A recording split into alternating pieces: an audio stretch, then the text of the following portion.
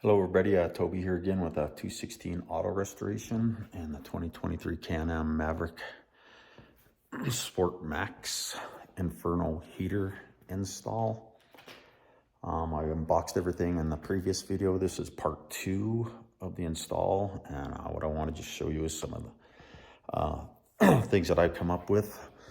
Well, the first thing they want you to do here, I kind of went ahead so I could get this figured out a little bit so I didn't look like such a fool not knowing what I'm doing, but sometimes that's just the way it is. What they want you to do first and foremost is I already took the whole complete front end off. Underneath here, they want you to remove these pieces in here. Kind of hard to see, but I already popped all the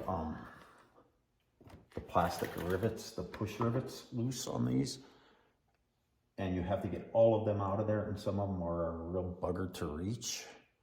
So I just want to let you be aware of that. Some of these push pins are just, I call them push pins, but they're right like that. They go right through them holes right there, just like installing fender flares. They work really well, but I just wanted to show you that you have to pull these two pieces. They say you have to pull these two pieces, and just reaching them is the hardest part about it. Reaching the pull pins or rivets. You take this piece out, and then this piece right under here.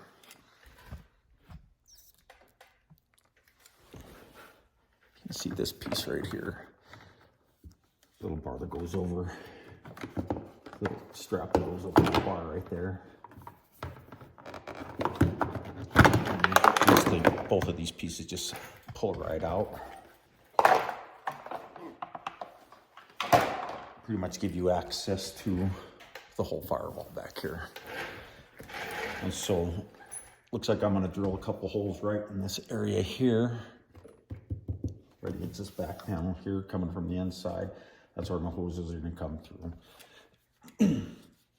So I'll show you that here. And I did get the heater installed. I'm kind of doing my own thing here because some of the directions that they said just don't kind of jive with what I'm up against. I don't know if this instructions were definitely for a different vehicle. Right here, I do have the heater up in here. And so the way that I did it, so if you can see, you got this bar going across. See if you can see that here.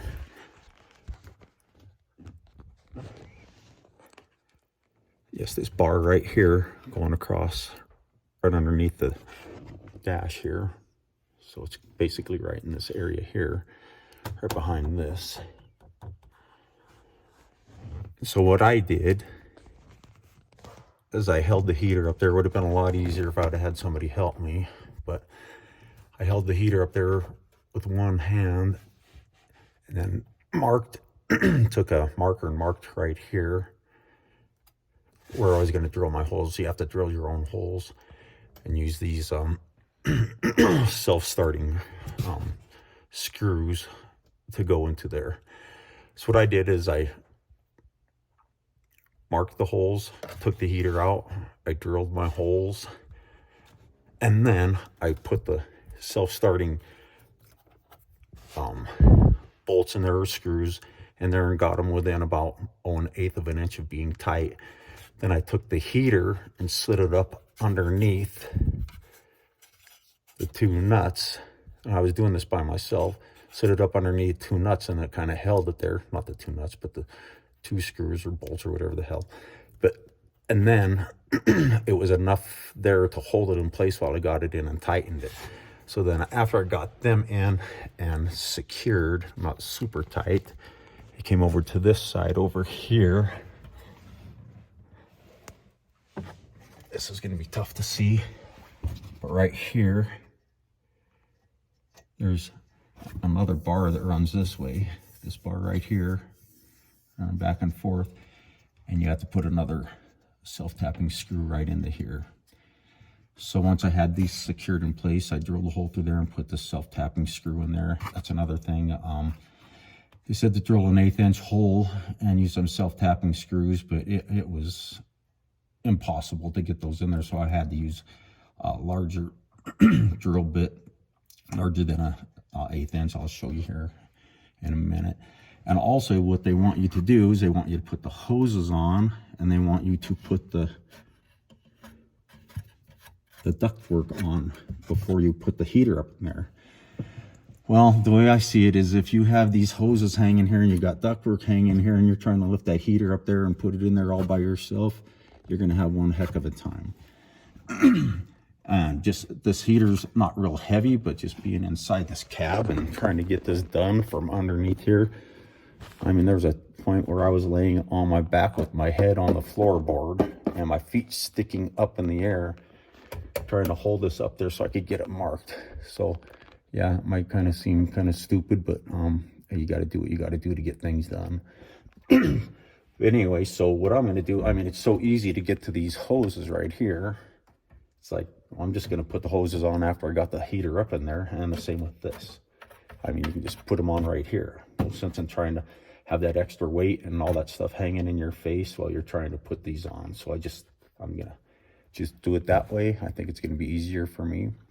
And also what they want you to do is right here is where they want you to drill, use a hole saw, drill an 1 3/8 hole through here so you can stick your 5/8 inch hoses through there. Put your grommets in right here, put your hoses through there. So that's what I'm going to do. I'm going to drill those out here in a second. If you can see, I already marked that. I don't know if you can see that or not, but they are marked. And also right up here on the dash, I put my marks right here where my defrosters are going to go. And so I just took that template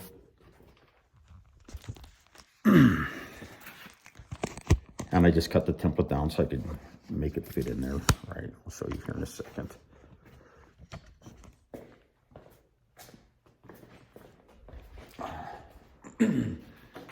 Here's the template that comes with it right here. So I just cut it down and put a couple holes in the middle and then put my marks in there. So that's what I'm going to do. I'm going to do that right now. And then I'll continue on with the part 3, I guess, of the video, where I'll probably get the hoses hooked up and not plumb them in yet. And then I'll go ahead and cut the lines and get that plumbed in. But anyway, everybody, thank you for watching. Toby here with that 216 Auto Restoration. Thank you again, and take care.